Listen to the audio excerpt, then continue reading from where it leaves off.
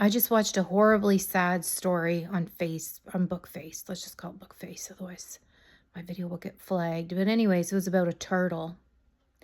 And these people had this turtle in their house since 1977, like almost 50 years. And what had happened was they just let the turtle have free range of the house. Like it was a cat or a dog. And first of all, turtles carry salmonella. So it's already kind of gross, right? But anyways, the turtle had no water, no source of like way to, stay wet or whatever. And it was in horrible shape. It was basically a mummified turtle. It couldn't shed because its skin was so dry. It couldn't open its eyes. It was a girl. Her name is Rockalina. And one of her back legs, cat hair had gotten tangled around it. So it was, essentially didn't even work. She was crawling because her nails, there's nothing to, like, turtles naturally slough off their nails, like, on the terrain or whatever, like on rocks and stuff, I guess. I don't know. I'm not a turtle expert. But anyways, her nails had curved under, so instead of her foot being like that, it had grown curved under like that with her nails curved under.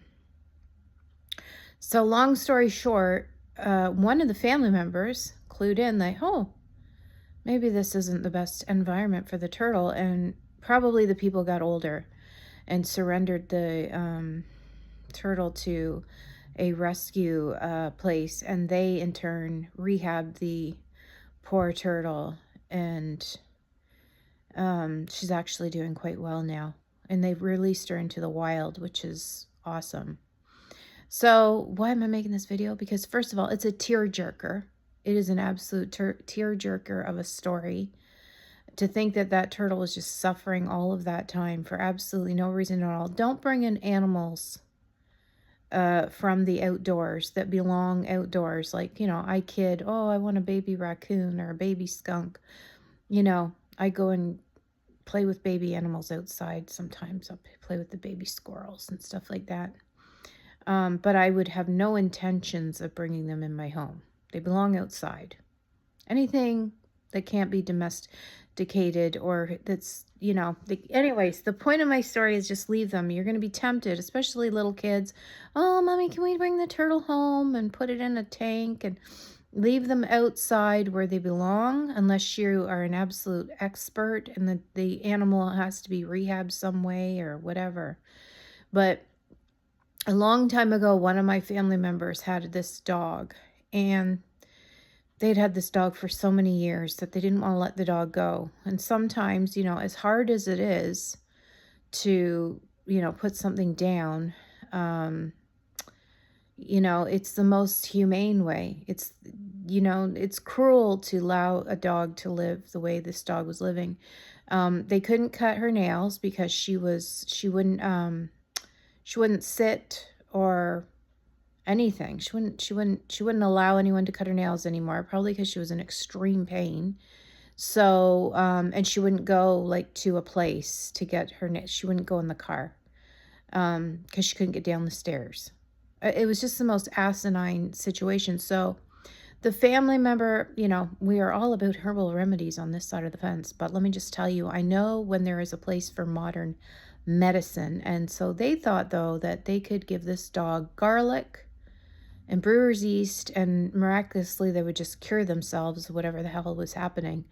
And let me tell you, first of all, garlic in large doses. I wouldn't even tell you to give a dog garlic. There are small doses you can give a dog, but I would just stay away from it altogether unless you really, really know what you're doing again. But they were giving the dog garlic and brewer's yeast and just hoping the dog would one day miraculously wake up. And the dog was in extreme pain, and the dog smelled horrifically foul.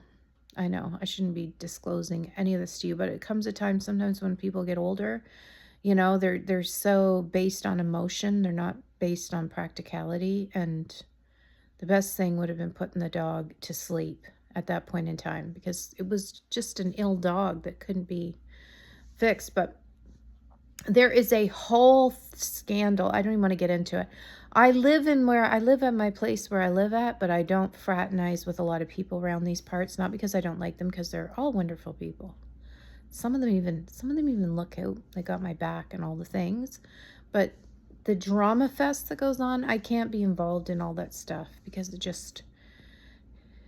it's too much mentally. But anyways, there is a thing where what happened was this older gentleman had some sort of, I don't even know if they were his own dogs or if it's a kennel situation. There's so much misinformation. I'm not, one to say things are misinformation, but this is misinformation because there's no true story. I just want to get the facts, please. And everyone's shouting or spewing their own story online. You can't even decipher what's the truth and what's not the truth. But anyways, he's an old man with dogs, and people had been looking in on him and watching, are you giving the dogs food and water? Have you gone, maybe he's got dementia or something, or, on that cusp where they can still take care of themselves, but not really, really well. But they decided to go in and take the dogs. And so finally they're going to get good homes, because sometimes it's not, when you see these things in the paper that say, oh my gosh, they rescued these cats and the hoarder situation, and the person that did this should be persecuted to the fullest extent of the law and get fined and all the things. Sometimes it's a mental health situation where they're so caring and loving. They started from a good place, but then it snowballs, right? One cat has two cats, has three cats, has four, or a dog. And I told the story before where this lady that I knew, she started off, she was doing well. She was breeding dogs, and it was not a lucrative career, but she wasn't losing money. She was doing pretty good, and she was taking good care of them, and she just loved her dogs. Oh my gosh, this lady loved her pups. And but then what happened was her physical health started to decline, and the dogs started to so then she started having financial problems. The dogs started to breed not the way that they're supposed to, let me just say that. And so then she moved the dogs into a van in her driveway. And sometimes she would even sleep out in the van with the dogs. That's how much she loved them. And to make a long story short, someone called, the authorities or whatever, and they came in and took all the dogs. And they knew that the lady loved the dogs to pieces, but she just had gotten a situation so out of control. She couldn't even give the dogs away for free. You know what I mean? She just had gotten into such a mess, and there's too many of them. One day she came to my house and she says, look at this one I have here. And I was like, where? She opened up her purse and it was this little pup, little toy poodle pup this big.